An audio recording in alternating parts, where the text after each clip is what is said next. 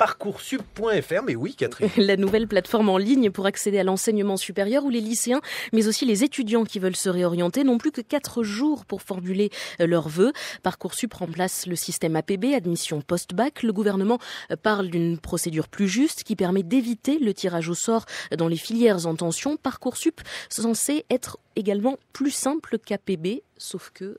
On s'est rendu compte que l'inscription était assez périlleuse parce qu'il demandait pas mal de questions.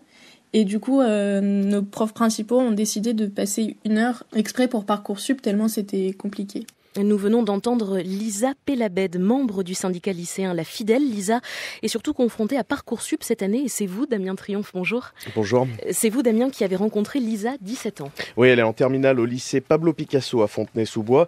Elle veut aller soit en histoire, soit en sciences politiques, soit en LLCE anglais. Elle dit qu'il y a trop de cases à remplir, c'est laborieux. En plus, il y a un CV à fournir et des lettres de motivation. Lisa et tous les lycéens ont jusqu'au 31 mars pour les écrire.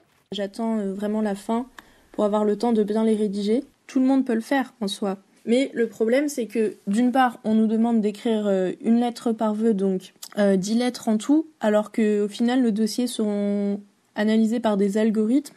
Donc clairement, nos lettres de motivation, on a beau s'appliquer, elles seront pas regardées au détail près. Et d'autre part, pour les formations sélectives, pour lesquelles c'est des personnes, les secrétariats qui analysent les lettres, ce sont les élèves les plus avantagés, avec des parents qui peuvent les aider, qui seront favorisés par rapport à l'élève qui s'est donné du mal mais qui n'est pas avantagé.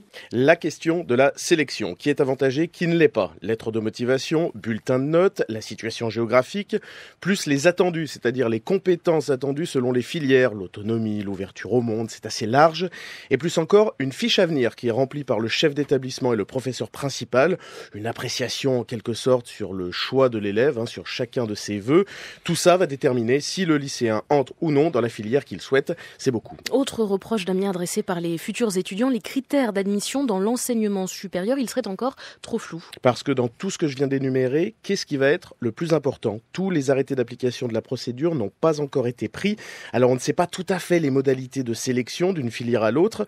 Dans les 3 témoignages que vous retrouvez sur la page hashtag de France Culture, on ressent ces interrogations, sachant que les réponses ne sont pas pour tout de suite. Il y a par exemple Laurette, elle est en terminale au lycée Louis-le-Grand à Paris, dans le 5e. Les algorithmes vont analyser ses vœux et ses professeurs disent que ça va prendre du temps. Ça va faire qu'on aura nos affectations fin juin, même peut-être fin juillet. Enfin, on passera le bac sans probablement savoir où on ira. Enfin, sauf pour les personnes qui sont vraiment premières partout et qui vont être du coup les premières à être prises par les écoles, etc. Ça ne vous inquiète pas ? Non, ça va.